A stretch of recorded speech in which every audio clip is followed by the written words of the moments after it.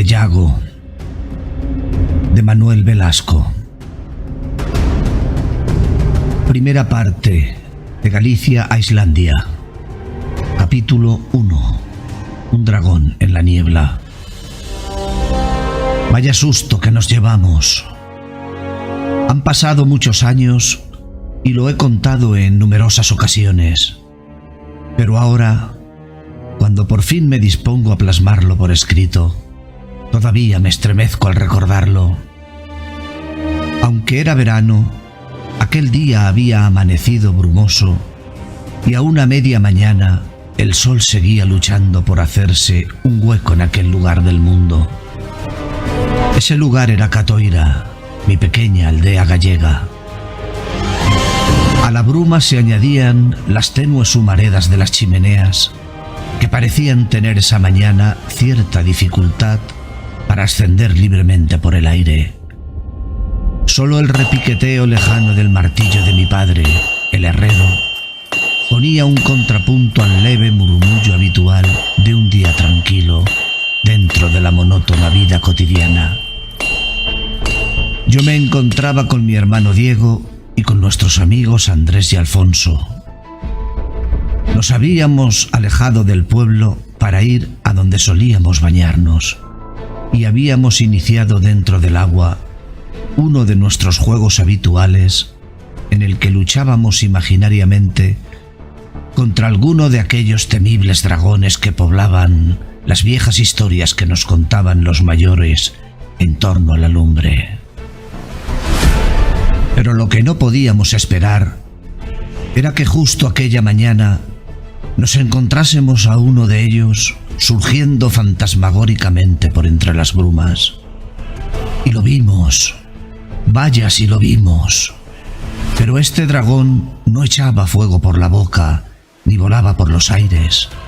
Solo se deslizaba ágilmente sobre las tranquilas aguas de la ría. Paralizados por el terror, tardamos unos instantes en darnos cuenta de que realmente era un barco con una terrible cabeza de dragón en la proa.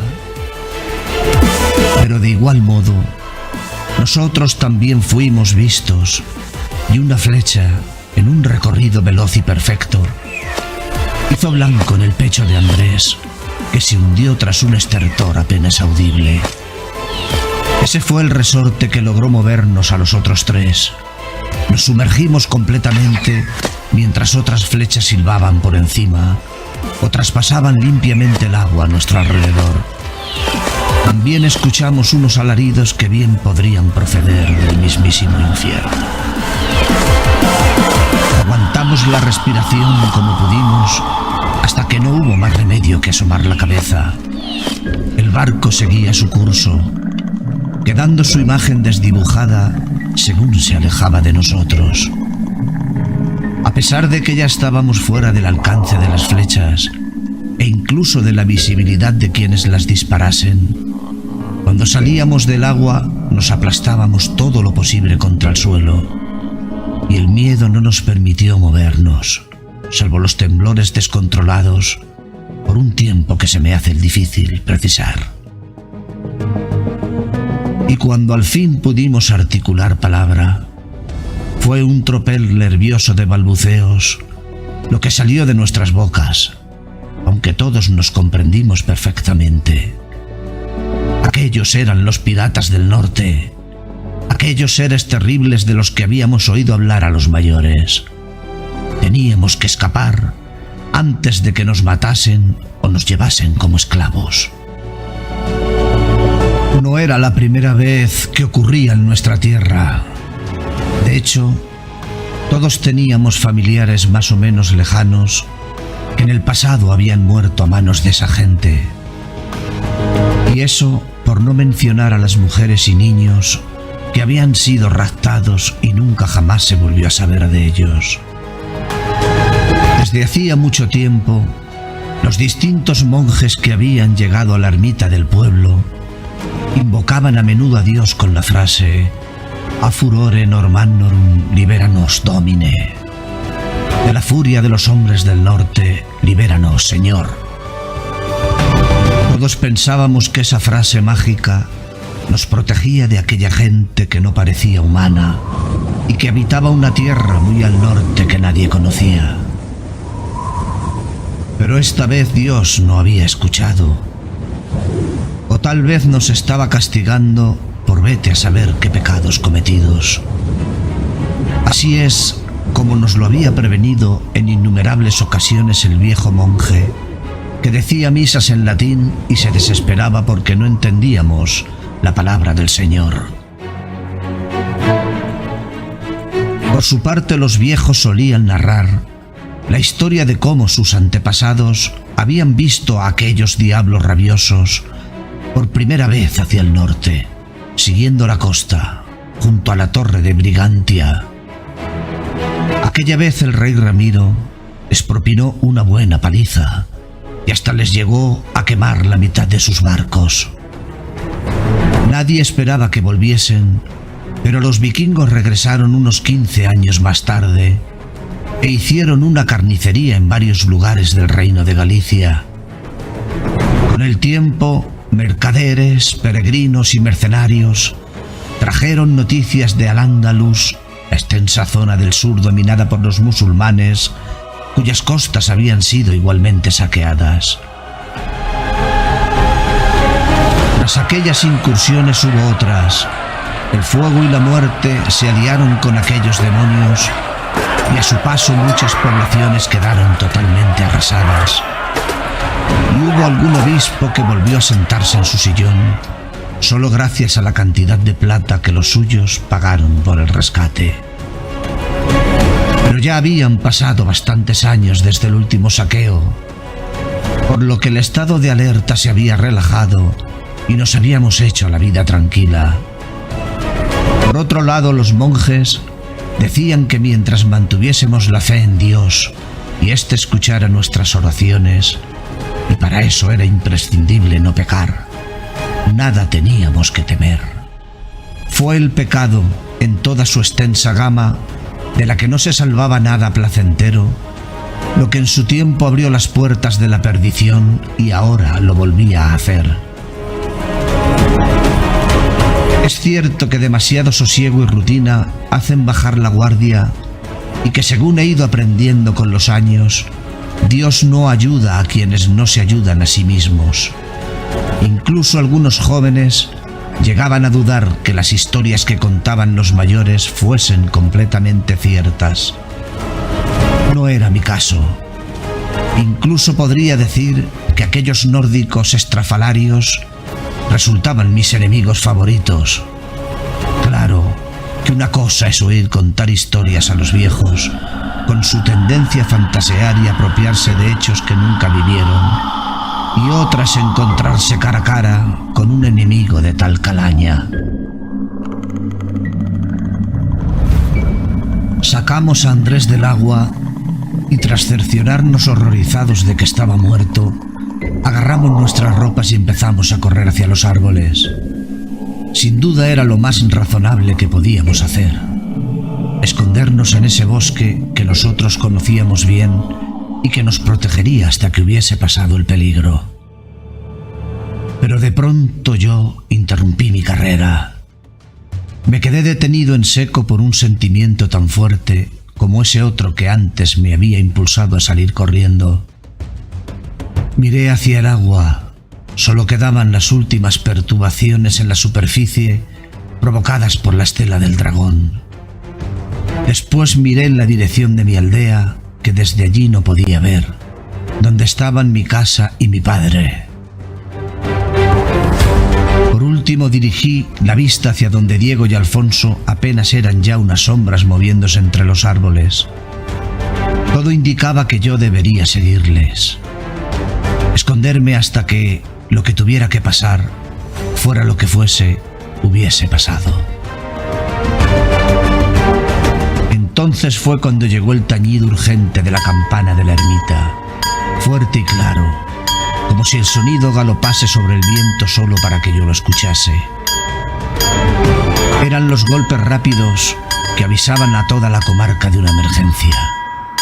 Pero esta vez me dio la impresión sonaba demasiado tarde, sin duda debido a la espesa bruma matinal. Mi padre no la puede oír, pensé, pero ignorando cualquier impulso racional por mantenerme a salvo, me puse los pantalones a toda prisa y salí corriendo en dirección a la aldea. Y lo hice tan rápido como pude, con el corazón tan desbocado que parecía querer salirse de mi pecho, con la garganta reseca, el estómago a punto de derretirse y los pies heridos por piedras y ramas, pero sin la más mínima duda de que era justamente eso lo que tenía que hacer. La campana dejó de sonar, pero no por eso hubo silencio. Según ganaba terreno, más fuerte me llegaba aquel vocerío inhumano que en una parte de mi ser se transformaba en deseos de abandonar. Era el grito de guerra de los vikingos, más temible que el aullido cercano de una jauría de lobos en un invierno de penurias. Un alarido capaz de aterrorizar al enemigo ya antes de comenzar la lucha. Pero yo continué corriendo como si hubiese entrado en un túnel que me permitiese traspasar esa densa ola que se extendía más y más, hecha con vibraciones de violencia y de muerte. Cuando llegué a la altura de las primeras casas, me pareció ver una escenificación de ese apocalipsis con que el viejo monje asustaba a la gente desde el púlpito.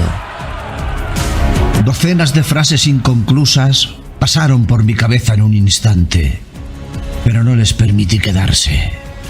Ante mí tenía algo más apremiante que los recuerdos del fraile.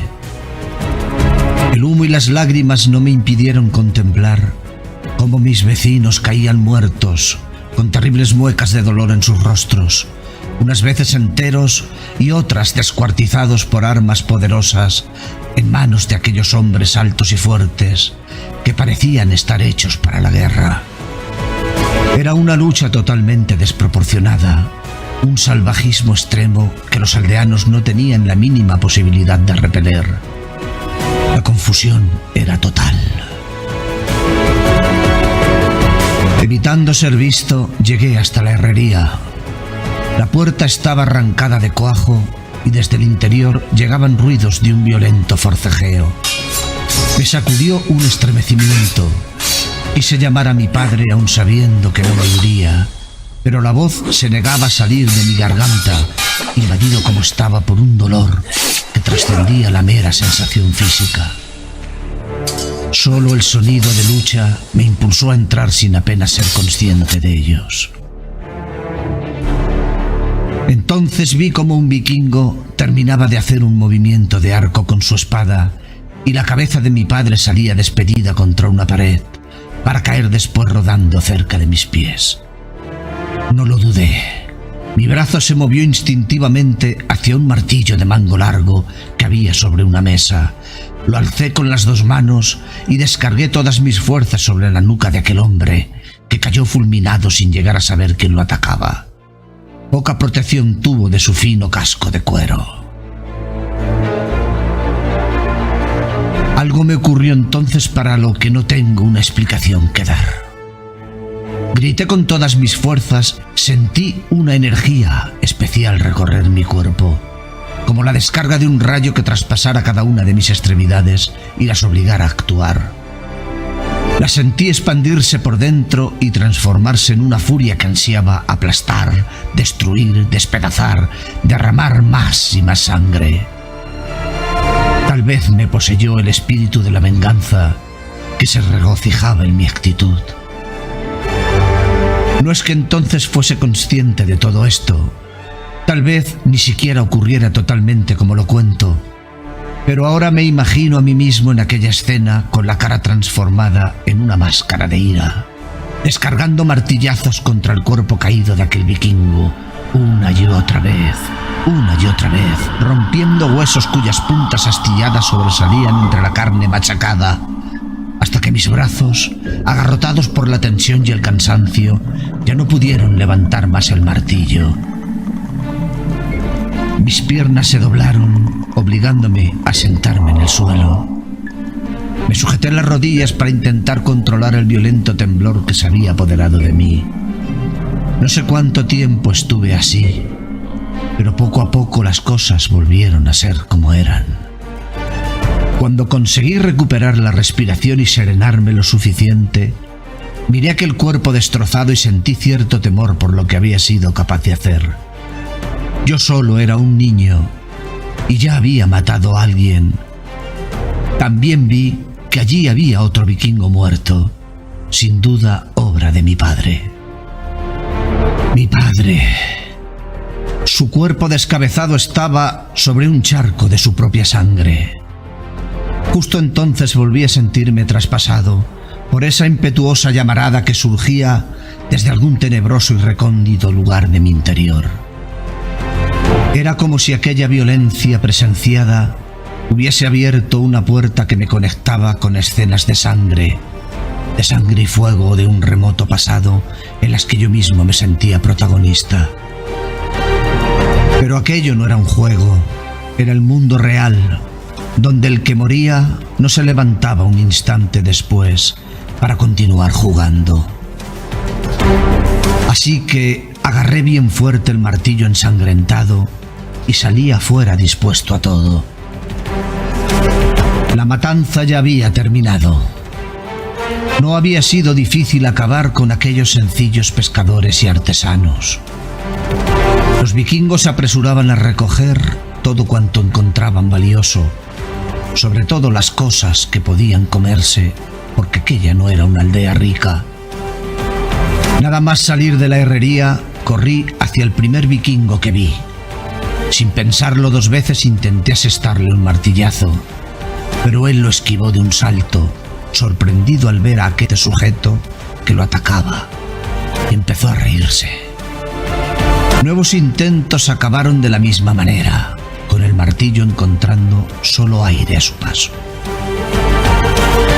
Por fin el vikingo dejó caer el saco que llevaba colgado a la espalda, sujetó el martillo al vuelo y arrancándolo de mis manos lo arrojó lejos. Entonces noté que estábamos rodeados por un círculo de vikingos, riendo todos por lo insólito de la escena y gritando comentarios que causaban nuevas risotadas. Solo entonces fui consciente de mi indefensión. Ahora ni siquiera tenía la posibilidad de huir. Observé la gran frialdad, a pesar de su media sonrisa, con que aquel hombre comenzaba a desenvainar su espada. Este es el fin, me dije. El acero refulgió en el aire mientras se alzaba con un movimiento preciso, pero en vez de arrodillarme implorándole misericordia, lo miré desafiante mientras esperaba el golpe final sin aparentar el más mínimo signo de terror, como quien lo ha perdido todo y ya estuviese resignado a entregarse a la muerte, pero sin perder la dignidad. Pero de pronto otro vikingo le detuvo el brazo. «Lo quiero para mí», imaginé que le dijo, intercambiándose ambos una mirada áspera que duró más tiempo de lo que la ocasión requería. El toque de un cuerno llamando desde el barco puso fin a la tensa situación. Minutos después, me encontraba pataleando al aire mientras era subido al dragón, junto a gallinas, vacas, ovejas y cerdos, con la diferencia de que yo seguía vivo.